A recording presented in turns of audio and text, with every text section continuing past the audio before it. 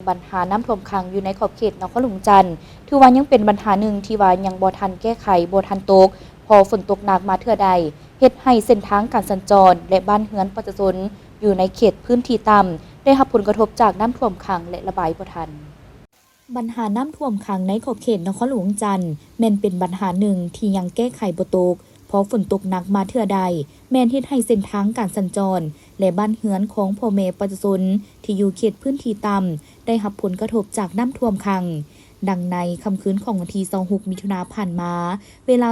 21:40 นาทีได้มีฝนตกหนักติดต่อกันเป็นเวลาหลายชั่วโมงจึงเฮ็ดให้เกิดมีน้ำท่วมขังในหลายจุดอยู่ในนครหลวงจันทน์โดยเฉพาะแม่นเขตพื้นที่ต่ำและในนี้เขตที่มักเกิดมีน้ำท่วมขังตลอดเป็นประจำแม่นเขตหน้าตลาดผ้าขาวสี่แยกไฟแดงทัดหลวงเส้นทางทงขันคำเขตบ้านสายลมเขตบ้านสีบุญเฮืองเขตบ้านผลตองและเขตอื่นๆสาเหตุที่เฮ็ดให้เกิดมีน้ำท่วมขังในเวลาฝนตกหนักส่วนหนึ่งก็ย้อนการทิ่มขี้เหงื่อสาดซ้ายของคนเฮาพอเมื่อเวลาฝนตกลงได้เฮ็ดให้น้ำไหลสู่เอาบรรดาขี้เหงื่อและสิ่งเศษเหลือเหล่านั้นไปอุดตันในคลองระบายน้ำพร้อมทั้งบวกกับการวางโครงสร้างคลองระบายน้ำที่แคบและน้อยเฮ็ดให้เวลาฝนตกหนักลงมาระบายน้ำบ่ทัน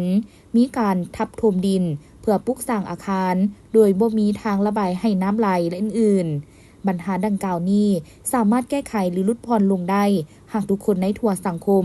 ร่วมแพงกันเก็บเมียนและทิ่มขี้เหงื่ออย่างเป็นระบบระเบียบบ่ทิ่มขี้เหงื่อซาซายและเป็นเจ้าการร่วมการออกแห่งงานอนามัย